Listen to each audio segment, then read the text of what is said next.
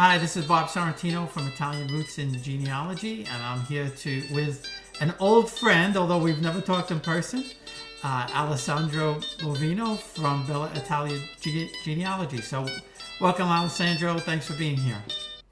Thank you so much to you, Bob, for finally having me here. I should just say finally, because of course I've dragged you forever to have me, but it's an honor to be here today. So thank you so much. There's a lot of things to talk about, but as we know, you did some research for me, and I have to tell you something very interesting that I never told you before. Sure.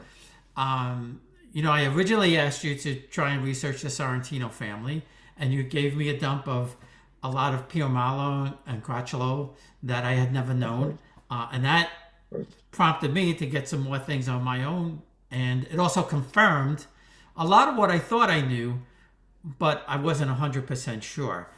I guess it took quite some time before I got the dump of the Sorrentino family. And what I have to tell you is that my cousin Luisa, who is a Sorrentino cousin, although her name was Di Maria, her mother was a Sorrentino, she passed away the day before you sent me that data dump. Is that right? Oh, that's so scary. I've never. Isn't that crazy? It is crazy. It's giving me goosebumps right now. I'm chilling. Oh my God. Wait a second. So is this something like gonna make me feel bad because maybe you were supposing to send us off to her before her passing away? No, not really. Because she was my go-to person because she lived with my grandparents. My Sorrentino grandfather and my Piomalo grandmother. Sure. And when I first found the record for Nicola Piomalo, I had never heard the name Crocolo before. Oh, I see. Okay. So I had no idea who my great-grandmother was. And so I went to Luisa and I said, "Do you know this name?" And she said, "Of course, that's Nanny's mother." And I said, "Did you know how connected this family is?" And she had no idea. It was never talked about in the family. I had no idea. The only thing I knew at the time was that my great-grandfather Piomalo was, a count of sorts or something like that because we had his card. I had no idea how far that family went back, and definitely had no idea about Amelia Crocolo, who was connected to the princes of Avellino and the princes. Yeah, well, indeed, it's a big name, and the fact that I definitely was prompted myself to find more as you actually had been one of the first only cases I had been given the honor to look into a noble family. It's all about nobility after all. And the Piomalos were just tied up to one of the Crocolo mainstream lines down there in Naples. But I mean, I'm just now finding this very interesting, at least that Luisa could help you attain the connection even before she died. And whatever I understand that whatever I was able to find out at least prompted you to ask her, and at least in a sense you got in the first circle there, which is I'm very happy to hear this story. Oh my gosh, thank you for keeping this story before you could tell me until today. And we're live on the show. I couldn't ask for anything better. It's insane. Well, that's kind of why I waited, because it was just a I've talked about this before. There's a lot of things that I hear and coincidences, but there's so many things that happen. You see behind me that coat of arms for Amelia's father, Filippo, and he married Elisa Moore from Switzerland. Right. And I had no idea. Oh, he's from Switzerland, not from Austria. I thought she was from Austria, though. No, she was born in Lucerne. Okay. Got it. And her father, her father was he was a captain in the Swiss Guards assigned to Naples, and Filippo was a lieutenant in the Neapolitan cavalry. So one has to think that her father knew him, and he met the daughter, and they wound up getting married. But the shield behind me, I got from somebody. I researched her family through this link that I got for Switzerland, and they said send us questions in English English, Awesome. Italian, or German, and we'll answer you. So I said, well, my great grandmother was great great grandmother was Elisa Moore. Do you have anything about that? And they gave me a dump of all the prominent Lucerne families back to the Oh 1300s. man. Oh And then wow. there's another family, Amrine, and I contacted this guy, and he sent me that. And he said, this is in an annex somewhere, some annex in Switzerland with the two Wow. family names. Oh my So God. so one has to think that at one point they went back to Lucerne.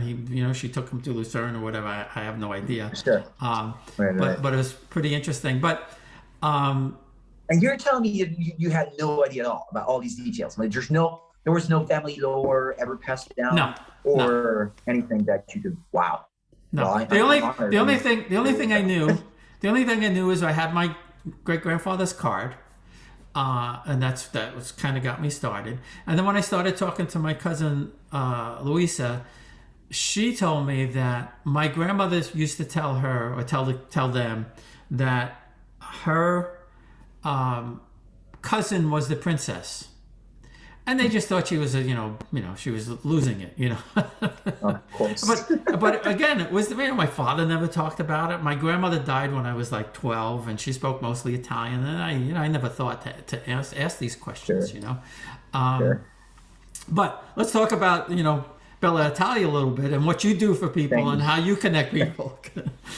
Of course. Well, actually, what you just shared here is a story, and I definitely wanted to take a minute or two and actually even more, just like you did. I want to, of course, to share here with whoever's watching this now, even you and I with each other, the fact that you definitely have been part of the start of a challenging mission, although I should just not call it challenging, just because of the fact that it keeps growing and growing at a fast pace and rate even more every year. That's what actually makes it challenging. But you were there to start. So starting from your experience with me actually leads me to explain a little bit more what we've been perusing and pursuing ever since that time. Because it must have well been what, like 3-4 years ago that we met. Probably Um, 4. Yeah. yeah. Yeah. And I remember actually you came now. Here's going to be a story I never told you, but you kind of hit my email or mailbox in a very lucky time. And you really hit the jackpot, I should say, because I had just been granted access to the Naples City Hall archives back in those years. So prior to you contacting us, there was no access at all. And Naples itself is a perfect example of what I want to disclose here for whoever is going to watch this, to understand and kind of give the understanding of what Bella Italia does and is proud to do every day, which is all summarized, I should say, or recapped in our slogan called "Your Roots on the Ground Experience." It's not just because we love military, whoever serves the army that we choose that slogan, but because of course it's taken out of the boots on the ground expression. But it's sort of like military goes boots on the ground. We are here to help you attain your knowledge and family history as close enough as possible so you can get to the source records. And that's what exactly Bella Italia aims to doing. It aims at checking your records and your family history down at the source. So we get out of business going to the actual repositories. I know it sounds like rhetorical or sort of like simple in a sense, like going to the records. Oh wow, what's fancy about it? Well, if you see a recall, and of course it's not recalling, but it's more like knowing. And now, of course, you're one of my perfect favorite gurus out there in genealogy, and you've acquired so much knowledge ever since we met, and I really congratulate you on that. But Family Search has done a massive amount of work, and it's been doing so for a century now. But see, I was using the Naples in your research example just as such to explain that Naples, for instance, it's a big barrier. It is a big brick wall that a lot of people will face at one point. Just let me do a disclaimer, though. A lot of people think their family must have been from Naples, the city, just because their family members passed through the port. I mean, everybody's still from Naples, of course. I mean, everybody from the south, and we all Southerners. We're not going to tell the Northerners that we're better Italians, but it's okay. That's another discussion. But Southern people, I'm just kidding. I love other Italians. Anyways, from Naples, everybody sailed off. Now, Naples, luckily enough, has only a portion of importance among all the records I've been asked to access for my clients. What I'm trying to say is Naples is going to be far from being scanned from any organization, well, Family Search or MyHeritage, all of these big guys, unless there's going to be a direct involvement or some interest from the government itself. I'm saying this because of the perfect lack of organization that some archives have. I know I'm definitely derailing here, so please cut me off. We're both Italians. All Italians cut each other's off in the discussion, so please go ahead. But one more bit I want to say is so that I can explain what all we do and how Bella Italia tries to take action here for you and for all is indeed to bypass those tough moments when you realize you have the brick wall. And brick wall is always going to be there just for one reason. And here's what I want to say. Italy has no genealogy interest, I should say. I'm very sorry to say this because it sounds like a big bummer. It sounds like a big disaster, all those who are listening to this, but it's so true that apart from some academic organizations like Yaji, or I know a lot of them, right? So, and I really shake the hands on, on what they've done and all that they've accomplished. But most of what we have genealogy-wise in this country is sort of felt as though it's more nobility related. And most people think genealogy is just for those who have knights and chivalry or princes or, whatever other, counts or dudes you may have heard of your family. That's how you do family history. That's why you should do it. People think it's coat of arms. People think it's heraldry more than checking your founder's family histories back in time. That's the thing that we face every day. Every day we're confronted with a lack of knowledge about what we do and how we want to do it and why we want to access these records. And that's exactly what we try to facilitate for our clients. Well, yeah, and and that's why I contacted you, because I was checking the Antonati for years, and I couldn't find the Sorrentino. I couldn't find Achilles Sorrentino.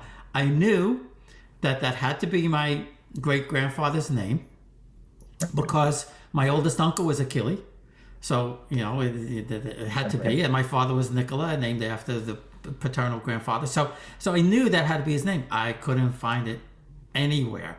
And I had no idea that he was a lawyer and that he came from Nocera Superior. I always thought they just came from Naples. Interestingly enough, since we talked, I was checking the records in New Jersey newspapers. About a year ago, they gave free access for a week or something like that. And I found the obituary of Giulia Princi, Achilles Sorrentino's wife, and it said in there that now I'm sure it was an honorary title, but because it listed him as Marquis Achilles Sorrentino, who was a Supreme Court justice in Naples. Now I haven't been able to confirm that. Right. I only have this little newspaper article saying that. All right. But that's a start. It was very interesting because, again, I had no idea that he was a lawyer until you sent me the record, and I had certainly had no idea that he was theoretically a Supreme Court justice in there. Amazing, yeah. There's always other records out there. I mean, we definitely get this topic right here. I definitely didn't want to cut you off, but just so I tell, here's the other hint of what we do, and it's not just about BMD records or birth, marriage, and death, but we also try to attain other facts in your family history, as in notary records like dowry arrangements or wills and testaments and any kinds of even land records. For instance, like last week I was in Calabria, which I may see, like you might have noticed for some postings on our Bella pages on Facebook and Instagram. But I was actually asked to find out about wills and lands being passed down to generations. This client has just recently found out that she can claim a piece of land. And for how good it is for her, it's also, though, another reason why I need to be very cautious in all the kinds of dealings I have with towns, as clerks may be very attentive to situations like, oh, Americans are coming back and claiming their land. We don't want their properties to be claimed again. this is the kind of background you have as you get, especially when I'm asked, and you may ask me this question, but for instance, I was talking about prior to this recording, Trace's history or story that she shared on the Casaluni trip, which I thank her a lot for mentioning my name. But Tracy, for instance, went to Casaluni. We had a great time. We found her family. Luckily enough, nobody asked, why is she coming? Is she coming here for lands? A lot of people don't ask that. A lot of people will not understand, or most people will not understand or grasp the meaning of the stores or why ever you guys cared. It's been more than 100 years ago, Well, anyway, I'm still digressing, of course, but I'm just literally just adding a little more pieces to the puzzle, what I have here to fight with sometimes, but work with every day and be happy about it. My wife keeps asking me, okay, so which castle are we getting? Right. Well, it makes sense. Yeah. Because again, some of the things I found. But to your point, I did the free consultation with Family Search, as doing it, as a podcast interview than anything else.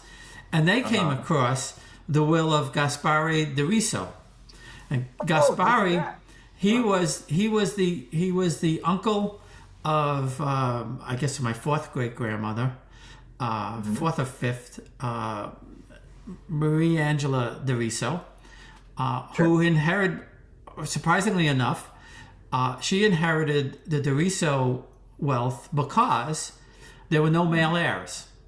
And Gaspare said in his will that he would only leave the property to somebody named de Riso. Oh, look at that. That's right. She got that jackpot. Right. And just around the same time, there was some law passed in Italy allowing for the females to pick it up. I had no idea. But eventually she lost all the wealth when Napoleon came to Italy, and she wound up in Paris of all places. Wow. And she lost Capricotta, which eventually I think came back. Sure.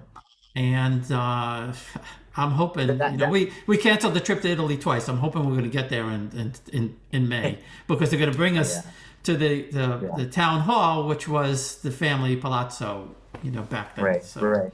Believe it or not, I've heard part of this story already from our mutual friend. I really want to mention her name here because I really think she deserves a lot of credit. I'm sure you may have interviewed her or not. I don't remember, but Letizia Sinisi. Yes. She's been fantastic, dealing with you, and pretty much she's the person that felt I sort of passed down the responsibility of continuing your family history while I was just getting busier here. And I really apologize for that, but I'm very happy that you, and sure as you are in good hands there. And so, believe it or not, though, she contacted me because she still wanted for me to have some be part of something in your big tour of Southern Italy. So maybe whenever you're coming here, I'll be honored to meet you in person and maybe be around with you a day or two. So yeah, no, definitely. And Letizia, like you said, she's been great. She's made a couple of trips to Naples to meet with my cousin Cinzia, who's nice. been fabulous too. Because Cinzia, she created a Facebook page, Piomalo, thinking that she was going to find maybe relatives in Spain or South America. She had no idea that she had an American cousin. Wow. So, and I was out there just, on Facebook, because Piomalo is not a common name.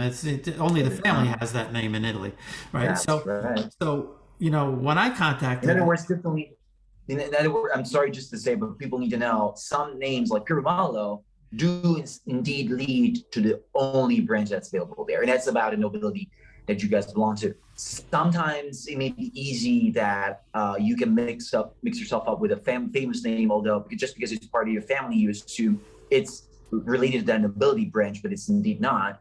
And that's though where genealogy comes in place and helps you out. But in your case, Piomalo, there's no exception. I mean, there's no need to doubt. And again, between you and Cinzia, when I started, saying to her, well, who's this person? And that's my great-great-grandfather. We were able to trace back to Count Giacomo and all of that. And she's been fabulous. And in fact, I had one of my grandparents' children. I thought his name was Erico, Sure. but it was Enrico. And with Cincia's help, I have found that I have a second cousin from Enrico. Oh, Just wow. recently, Right. just within the last, just in the last couple of the last 2 months, we that's pieced it all nice. together. And Wow. I was friends on Facebook with Roberto's son, Nicola, right? Because you know how those lines work. Sure. And we kept trying to put it together, and there was a Giovanni, and I thought maybe, and he said, no, my great grandfather was Enrico, grandfather. But that's actually. not too far. So No, close. no, I never Yeah. knew, and That's it's even a better finding. and it's funny because Nicola was the grandfather, right? Right. My father was named after him, Nicholas. Roberto's father was Nicola. They were born 3 years apart. Probably never knew each other existed, Wow. right? Huh. My name is Robert. His name is Roberto. Oh, wow. We were born Yeah, 7 we years just apart. talked about it. That's right. We were born 7 years apart, and there's no rhyme or reason why I should be Robert and he should be Roberto, because they just picked those names, as far as I know. Right. He has a son, Nicola, and I have a daughter, Nicole, and my sister has a son, Nicholas. Oh, jeez. That's the best story here for the day. It's amazing. Isn't It's that wild? insane. But you haven't just found him via DNA. I mean, that's not a DNA connection, right? It's just because Italians don't do DNA.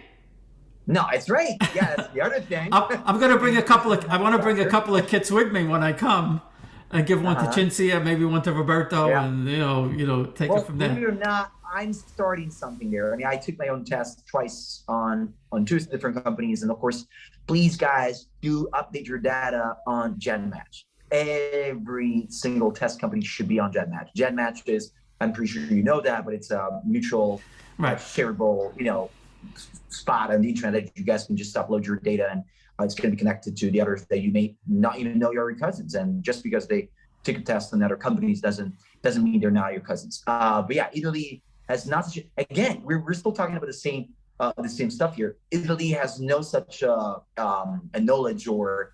I shouldn't, of course now my Italian thinking just comes in the way. So I'm just struggling now finding the right words, but it's not a demanded hobby, if I should say, or it's not something that people, well, indeed is a hobby. I mean, people do it. People want to find out about their origins, but it's not such a popular thing to do, not even to the extent where DNA testing may be widely known around. And of course, it's understandable if one thing looks at the society and how we are all made up and tangled. First of all, we're just a young country. We've been up for 61 years, 2021, right? So, but people have not much interest in finding that their family were just from the village right next door to the other places that had been born. And, myself, Bovinos, are only from Palpisi, about like 20 miles away from Benevento, where I'm based out of. So it's really not going any further, and it's just always been there. It's a little boring if you think about it, but it definitely is not if you're a history geek and you want to explore at least old records. I'm going to share one thing with you, for instance, the genealogy love I have, which of course you can't run a business without a love for this field, right? You can't do this without a passion.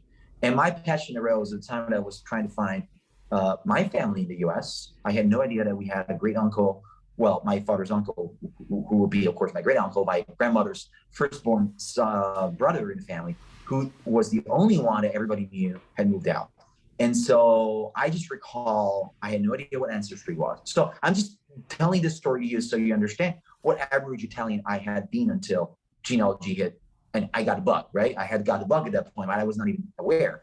But Italians don't know ancestry. I have no idea about what it is. And My Heritage is the only company that is now promoting DNA tests on our TVs. I've seen some TV ads with that company promoting DNA kits, and I'm so happy. But yeah, so I ended up getting a joke at the age of 22, 23 that I was really getting involved, and I was enhancing my skills. I had no idea how to research. Nothing. Nobody has taught me. I mean, I've just found stuff myself. There was no antenna. It's a world that antenna was not even a thing.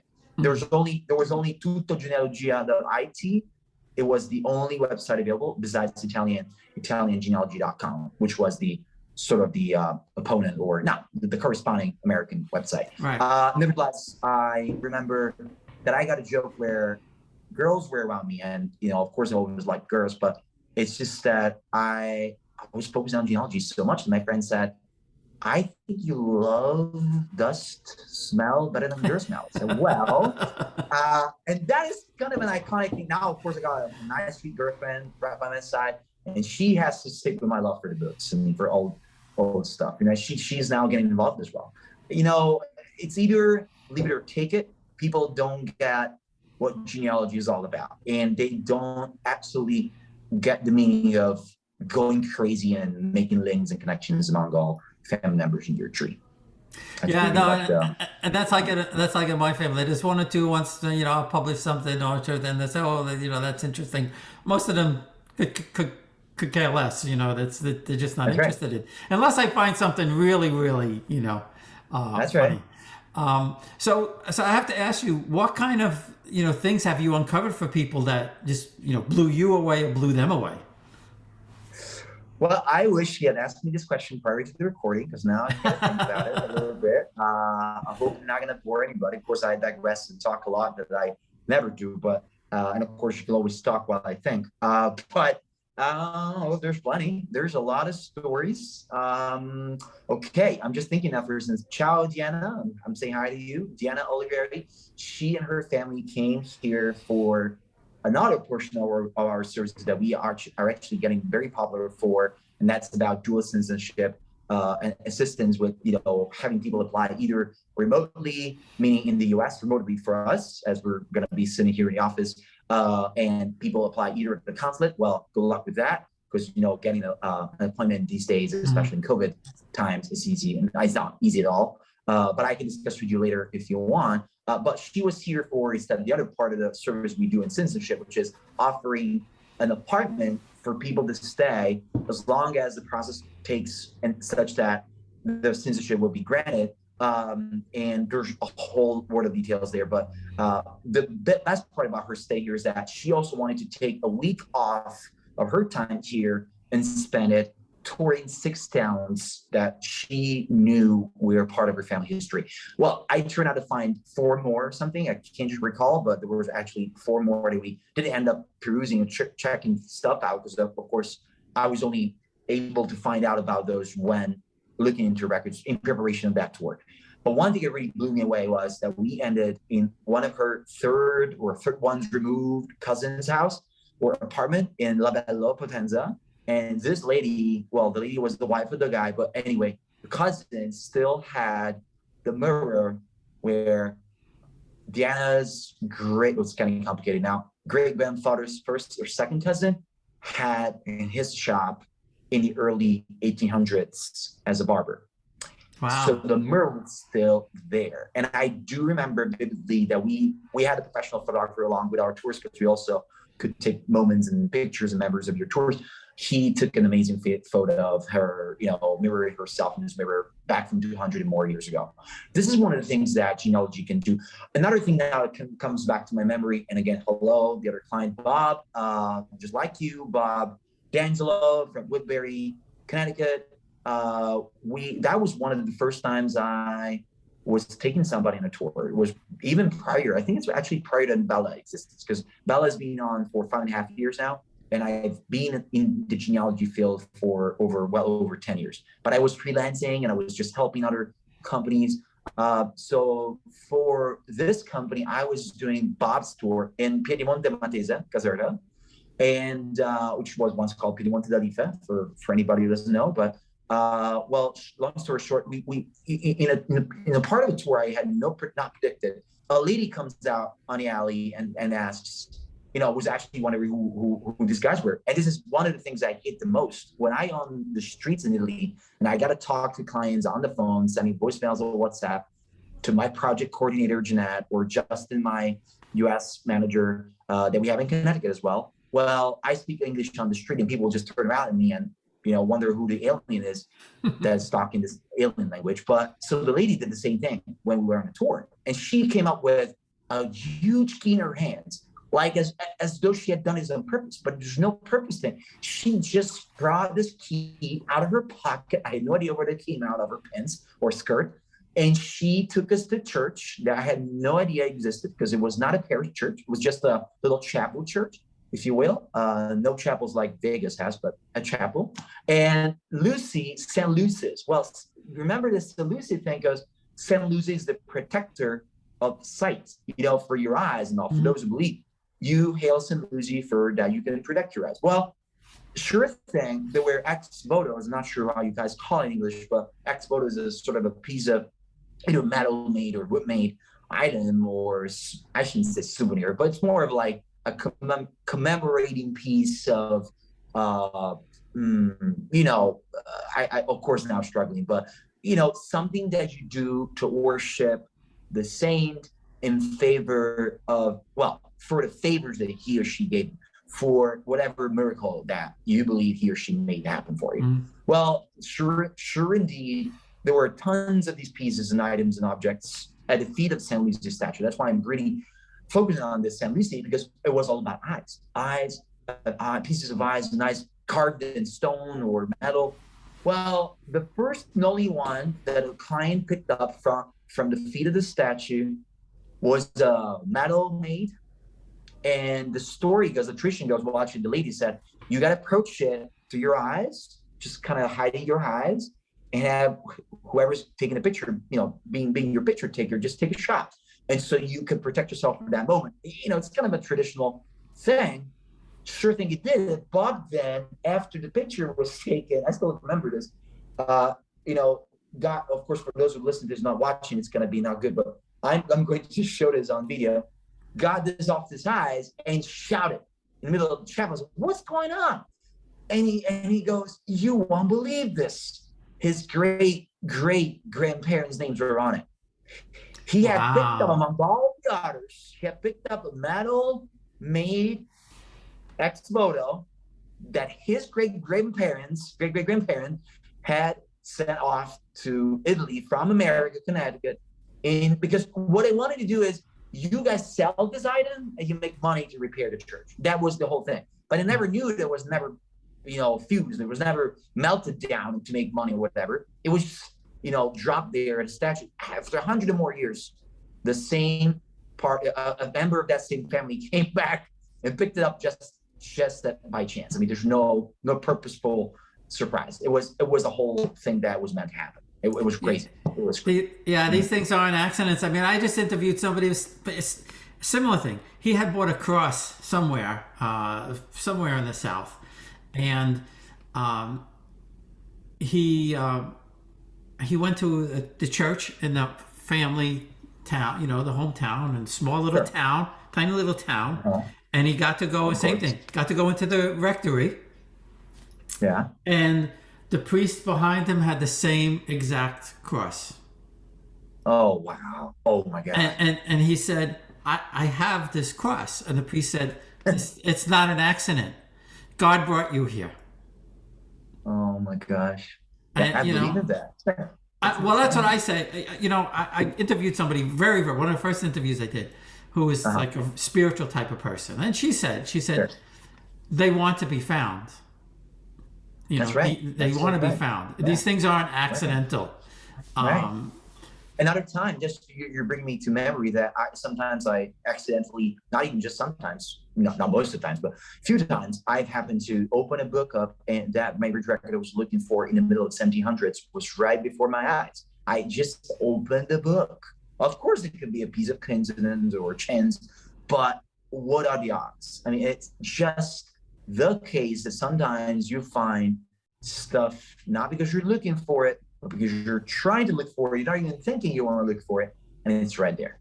It's just the genealogy magic, I call it every time. My U.S. manager says, I'm the manager, first of all. I mean, I'm talking about he's the manager of the U.S. branch office, but is our representative there, and he believes a lot in DNA, and he knows the DNA never lies, and he calls that DNA magic. For me, being here, lucky enough to do this job and take my clients or hold my clients' hands and everybody's hands to the source records is really what I will call magic. Anything that you can find from the real source is all makes and your experience a rich, full one in family history, for sure. Yeah, no, definitely. And I had found my cousin Linda. She was researching Maria Piomalo in America, and the only two Piomalos that came to America, her great grandmother and my grandmother, who was her niece, and sure. She contacted me through Ancestry and said, "I think we're researching the same person. Do you think we're related?" And I said, "Yeah, we're definitely related because there's only one Piomalo." And she did the DNA test, and it originally came back on her side that we weren't a match. And I looked on my side and it was a match. And anyway, she contacted them and they fixed it out. But when I finally got to meet her, our families in America were so connected through the 20s, the 30s, the 40s, and the 50s. Again, I had no idea until, I found Linda. Her grandmother had, because her aunt worked in my grandfather's shop in New York City. They made bridal crowns and veils and stuff. Oh, nice. She brought beads from my grandfather's shop and gave my sister and my cousin and me, a little package of beads from my grandfather's shop from the 1930s, 40s, whenever it was. And I had who saves stuff like that? But it's I have it. It's just like, just something that connects you back to another era. And that's what 99% of the people just don't get, That's right. When you do this, you're connected back to the past. You find out who you are and who you were, It's exactly the purpose of what we do in tours, and among all the services I provide and our company provides, I do love touring, not just because I travel, I got to explore. Actually, that's number one thing for me. I mean, well, besides the history love and all, but I do get to explore areas in my country that I don't even care about. I mean, I will never care about it if it were not for the job. And well, now I care a lot about it. And of course, I think villages and towns, small towns have huge potential in genealogy tourism, if you want to call it that way. If only these towns understood, even Italian towns themselves understood.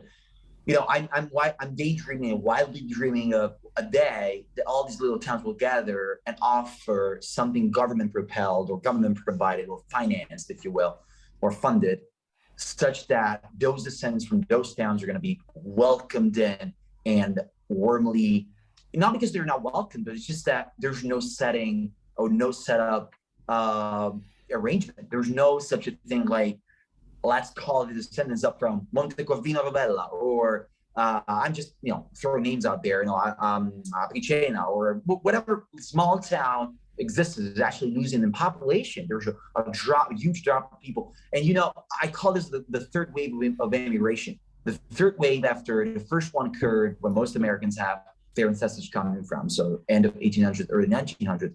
The second one after World War II, where most people, yes, they did go to America, but a lot of others went to Australia and Canada. And those are not even our clients yet. We're getting a few interests from there. But see, it's like Italians as well, because us here in the country, we don't care just as much as Australians, most Canadians and Australians don't, because their connections are still there. It's when you lose the tie, it's when you lose the connection that you start wondering. And then the third wave, though, is now, as everybody can move, everybody can, I call it the silent movement, because everybody can just hop on a plane and leave. And we don't even get to make a book out of that. I mean, there's no such, well, people talk about it statistically wise, but there's no such a huge noise that this is making, right? So, but what is going to be what's the future going to be for these towns? What's the future going to be for Casalbove, Paduli? I have tons of examples I can bring up to you. Well, the tourism itself, the tourism portion of my company has proven me to, he showed me how I appreciate the very little contribution I can make and give these towns and the people, of course, alike, coming back to their roots. And it's not just about the trip. It's about experience. It's about the opportunity to walk in your ancestors' footsteps, after all. And I just wish, again, that government knew this.